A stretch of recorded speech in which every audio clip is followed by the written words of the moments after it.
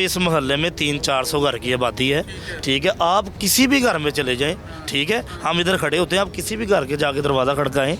इन्होंने ड्रामा बनाया हुआ है, आते हैं जी बिल चेक करवाए, नहीं पुलिस आ रही है, देते हैं 5,000 10,000 महीना देना आपने मुझे, ठीक है, ठीक है।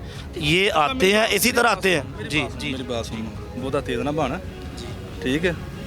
अच्छा मैं तेन जानना। अच्छा यार, एक तो आप रिश्वत की डिमांड कर रहे हैं, ऊपर से आप बदतमीजी कर रहे हैं, बदमाशी कर रहे हैं। आप बदमाश हैं? नहीं, मुझे आप बताएं, आप बदमाश हैं? मेरी गाल सुनना। नहीं, आपको आपकी जिम्मेदारी क्या है? मेरी बात सुन। आप यहाँ पर आकर लोगों से बता मांग रहे हैं। किसने पता मांगा? आप बदतमीजी कर रहे हैं उनके साथ। किसने पता मांगा? आपने 30,000 की डिमांड नहीं की?